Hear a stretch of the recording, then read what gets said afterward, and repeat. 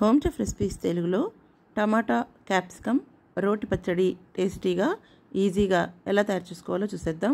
ముందుగా ఈ విధంగా క్యాప్సికమ్లు చిన్నవైతే 5-6, పెద్దవైతే 4-5 తీసుకుంటే సరిపోతుంది. దీన్ని ఉప్పు వేసిన నీళ్ళల్లో వేసేయాలి. అలాగే టమాటాలని కూడా 10 నిమిషాలు ఉంచిన తర్వాత శుభ్రంగా కడిగి లోపలి గింజలు తీసి ముక్కలు చేసి పెట్టుకోవాలి.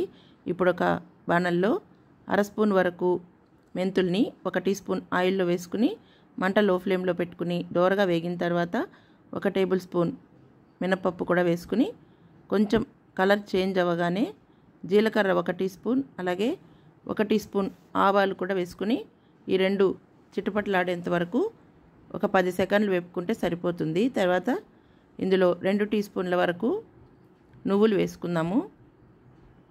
అలాగే 2 ఎండుమిర్చిని కూడా ముక్కలుగా కట్ చేసుకుని వేసుకుందాం తుంపుకుని. దానివల్ల మనకు ఈ ఎండుమిర్చి బాగా వేగి ఫ్లేవర్ బాగుంటుంది. నువ్వుల్ని ఎప్పుడు కూడా చివర్లో వేసుకుంటే మంచిది, లేకపోతే తొందరగా వేగిపోతుంది. కాబట్టి మిగతా అన్నీ వేసినప్పుడు వేసామంటే కనుక మాడిపోతుంది. ఈ విధంగా నువ్వులు ఎండుమిర్చి వేయగానే మనం మంట కూడా కట్టేయచ్చు అన్నమాట. ఆ వేడికే మనకు ఎండుమిర్చి నువ్వులు వేగిపోతాయి.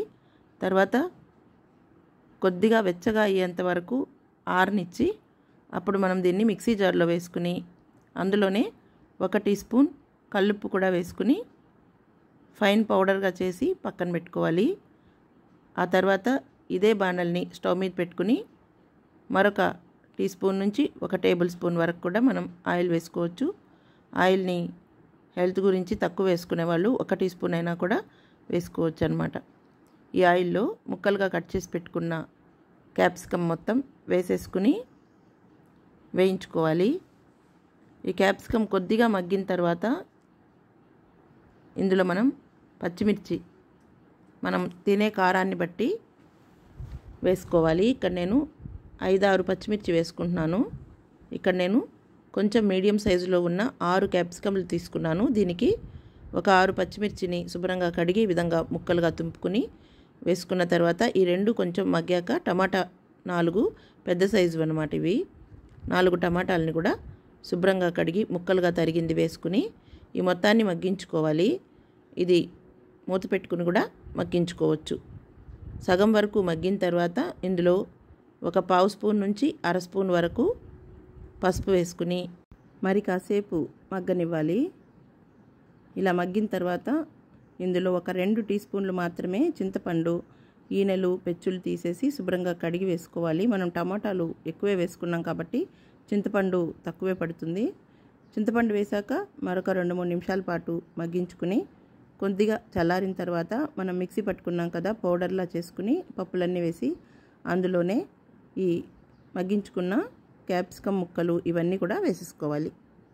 దీన్ని మరీ ఫైన్గా కాకుండా కొంచెం బరకగా ఉండేటట్లుగా 1-2 సార్లు ఆన్ ఆఫ్ చేసుకుని స్పూన్ తోటి ఒకసారి కలుపుకుంటూ మనం కావలసినంత బరకగా మిక్సీ పట్టుకోవచ్చు. తర్వాత దీన్ని ఒక గిన్నెలో వేసుకుని చివరగా మనము సన్నగా తరిగి శుభ్రంగా కడిగి పెట్టుకున్న కొత్తిమీరని చల్లుకుంటే టేస్టీగా ఉండే క్యాప్సికమ్ టమాటా రోటి పచ్చడి తయారైపోతుంది. దీన్ని మనం అన్నంతో, రాగి ముద్దతో, అలాగే ఇడ్లీ దోశలతో తీసుకుంటే కూడా చాలా టేస్టీగా ఉంటుంది.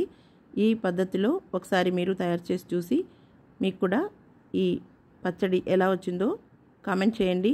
మీకు నచ్చితే గనక మీ ఫ్రెండ్స్కి, రిలేటివ్స్కి ఈ వీడియో లింక్ని షేర్ చేయండి. మరిన్ని ఈజీ అండ్ టేస్టీ వంటల కోసం మా హోమ్ చెఫ్ రెసిపీస్ తెలుగు ఛానల్ని సబ్స్క్రైబ్ చేసుకోండి.